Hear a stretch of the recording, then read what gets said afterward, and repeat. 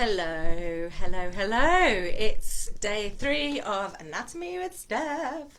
Hopefully I'm live now. Yes, excellent. So here we are, day 3 of the mini anatomy training, the free mini anatomy training. And it's been great.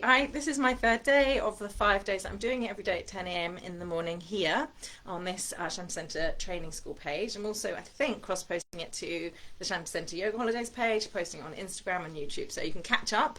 And at the end of the week, I'll send you all of the recordings together.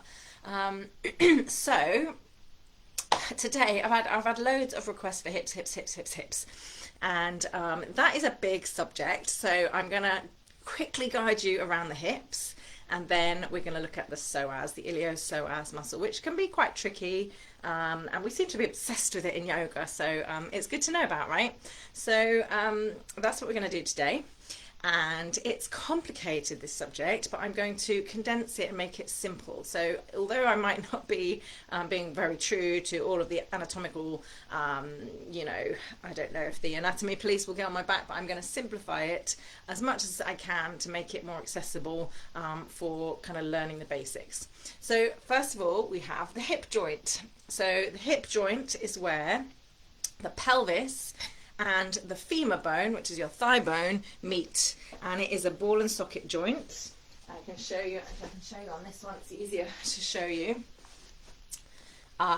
Basically, there's the back of the pelvis. I don't know if you can see this. There's the back of the pelvis because that's the sacrum. These are the ears of the ilium, and then at the front you've got the pubic bone here, and these are the femur bones. And the femur bones have got, they come out at an angle, and then they've got kind of knobbles on the outside. They've also got knobbles on the inside, which are going to be very important to us. And then they have a neck, and then they have a ball, literally a ball.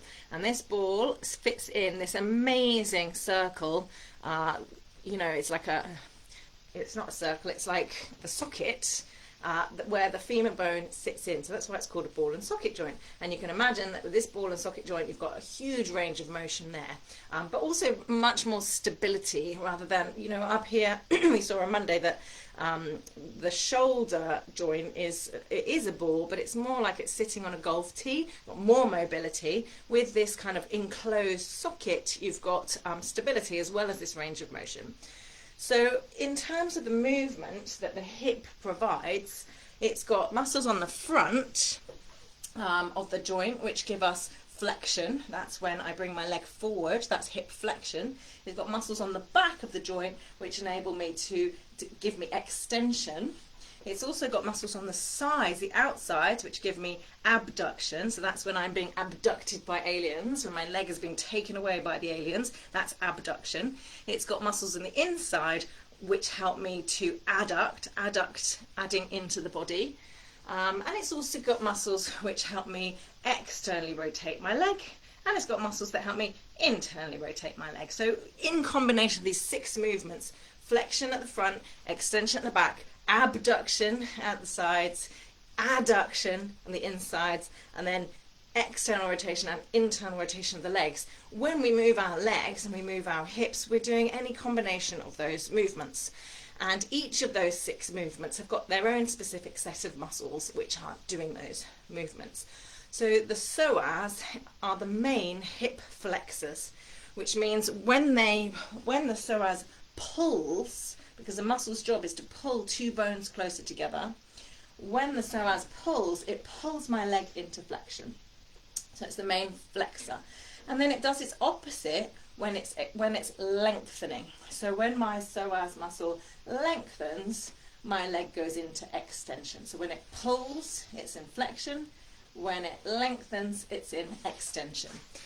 That's the basic. Right, now let me show you where the psoas is. The psoas is quite complicated because it's got lots of different things going on, and it really has 3 main jobs. So hip flexion being one of them, but it also gives us our lumbar curve. So it can give us this kind of lumbar extension. And it also, because it joins with its friend the iliacus on the inside of this lovely smooth inside our ilium bones, so that's going to adjust the pelvic rotation, whether I'm kind of you know, rolling backwards or rolling forward on my pelvis. Because it joins all of these things, it has an attachment on the legs, on the pelvis, and on the spine. That's 3 different kind of bony attachments. It has 3 different roles. So as well as being the hip flexor, lifting the leg up, it also will adjust the pelvic tilt and the lumbar lordosis, or the lower back curve. So how it works is this. It starts, it's kind of one of these stabilizers of the lumbar spine. So if you think of the lumbar spine, it's these 5, 4, 3, 2, 1 vertebrae, so everything underneath my hand. These are the 5 lumbar vertebrae, the lower back, and they don't have any other bones supporting them. So if you think of where that is, I've got all my organs here. Above, I've got the thoracic, which is supported by bones. It's got the ribs all around it. But below, this doesn't really have much stabilization. So it has 3 pillars of stabilizing support.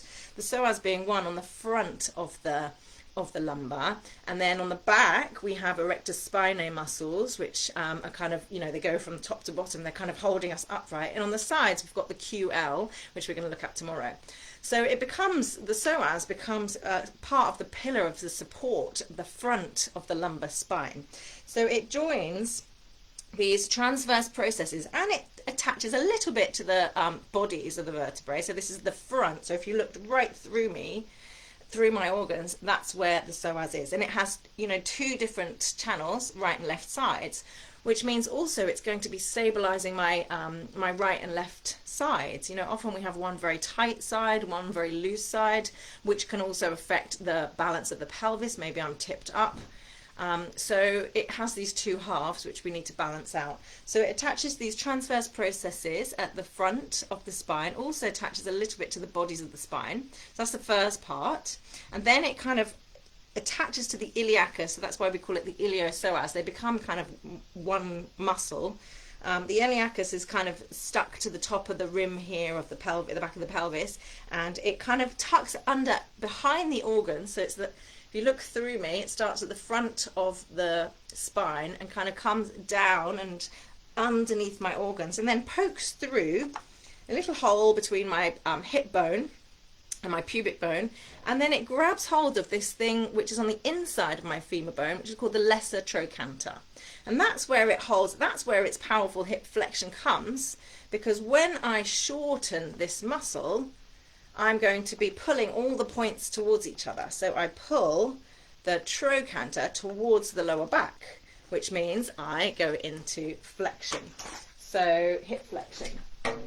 So you can imagine that it starts my lower back, but on the front side of my lower back, comes behind my organs, comes out through a point between my hip bones, my pubic bone, attaches to this lesser trochanter, which is here. When these get shorter, I'm pulled into hip flexion. And when they get longer, I'm going into extension. Flexion, extension. So you can imagine when I'm walking, both of my sides of my psoas are kind of doing complementary things. As I lift my leg, I'm coming into hip flexion. Psoas is working hard, it's shortening and it's working hard. And then as I move, the other psoas is lengthening. So I lengthen, shorten one side, lengthen, shorten the other side. So that's kind of walking. But you can also see that the other 2 roles that the psoas plays is that because it's attaching, so the hip flexion is coming here because it's pulling that trochanter up. But also because it attaches onto all of this, if it's shortening, I'm also going to be tipping my pelvis forward. So I'm going from here to here. As I pull this up, because I've got attachments to the front of the iliacus, it's also going to affect my pelvic folding. And then because it's attached to the lumbar, it's also going to flatten the lumbar curve when I shorten it. So this is why psoas becomes very problematic in our culture, because we spend so much time sitting and slouching. We actually spend 70% of our lives in flexion. So if you can imagine, I'm sitting at my desk, my hips are in flexion, my pelvis is tucked under, and my lumbar spine is flat. So psoas is short and it's tight. It's short, it's tight, and it's weak. It's not very strong. So what I want to do is lengthen it and strengthen it. So what happens in yoga is that we decide to lengthen it and stretch it, which is great. We need to stretch, and we normally get people to stretch their psoas out in, you can imagine a lunge like this is going to stretch that psoas. That's lovely. If I stay down, I'm stretching the lower bit. The more I move up, I'm stretching the top, and if I then tuck the tailbone a little bit, I'm really adding more stretch to that kind of front of the hip. We can do it here, we can do it here. So we're lengthening the psoas, which is good. We're stretching it, which is good, because normally we're kind of tucked under, but we don't get to strengthen it. So strengthening poses for the psoas, we can imagine that when we lift our leg against gravity, either like this or like this, we are strengthening the psoas, but we're strengthening it. What we need is this combination of movements. We need to lengthen and strengthen this muscle because it's short when we're sitting, it's weak and it's tight. So a really good thing you can do to lengthen and strengthen psoas is to use gravity. Well, this is good for any muscle. We add gravity, which means we can move it into a stretch, as in we can lengthen a muscle, and then we can resist gravity, so it can be stretching and strengthening. So a really good thing to do for this is I'm going to extend my hips by lifting my pelvis up onto this bolster. So if I sit on the bolster, and sometimes we do this in blocks, but it's kind of not recommended anymore to use blocks under the sacrum because it's quite a big ask of the ligaments around the sacrum to kind of like to push the sacrum up with quite a hard small block. Then the ligaments around the sacrum are kind of dangling off the end. So a nice thick base that lifts the hips up. And if I then lie back down here, my hips are lifted up. So I can do this one side at a time. If I lengthen one leg out, then this hip is extending. It's like if I was standing up, I've got my leg behind me, but instead of standing up and having my leg behind me, I've just lifted my hips. Now if I lift my leg up just slightly, I'm going to really contract around the waist, keep everything really as it is. So I'm going to keep whatever's going on at the top of the psoas, and I'm just going to resist the floor and hover my heel off the floor. My psoas is in its long position, but it's also working really hard against gravity. And I'm having to really hold everything in so that they don't just kind of lay into my lower back, or if I kind of flatten out my lower back, I'm just using my abdominal muscles. I want to really feel I've got my lumbar curve, my pelvis is in neutral. I'm going to lift my leg just a little bit, so it's still in extension. My heel is still further towards the floor than my hips, so that is an extended angle. But the psoas is working really hard. You can do that with the other leg as well. And just resisting the floor a little bit. I mean, it might be enough to just stretch the legs out. But if I can just add, like even imagining I'm lifting up or lifting up, just hovering above the floor, that's going to be helping me to lengthen and strengthen the psoas. So that might help if you have issues with the front of the hips. And then tomorrow we're going to look at the QL, and obviously it's much more complicated than that. When we do the hip module in the 20 hours, we're going to look at the whole set of those 6 different muscle groups that help with all of the ranges of motion of the hips, and obviously the psoas, the iliopsoas is just one of them. So I hope that helps. Let me know how that sat with you, and if you want any ideas. And tomorrow we're going to look at the QL, which is at the lumbar spine at the sides, which kind of supports the sides of the lumbar, so it gets involved in twisting, in back bending, in lateral flexion, back bending and twisting. But really it gets very tight, and it's usually tight one side. So you can imagine if it's very tight one side, the hips are going to be hoiked up towards the ribs, and you often feel that when you're doing something like triangle or side bending. One side is like ooh, and the other side is like ah. So that's very interesting to see as well. And we can have a look at that in relation to, we can get roll on a ball there. I think the myofascial release is one of the best ways to kind of get into the QL and at least have some visualization of where it is and how it is.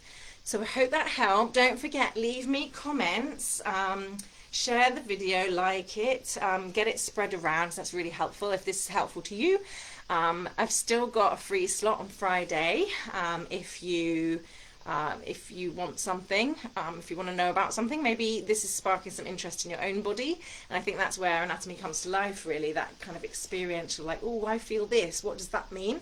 Ask me, that would be great. And don't forget, the 20-hour anatomy course starts on Monday, and at the end of the week, if you want to join and you've been really sparked by these, then get in touch and I will give you £50 off the training.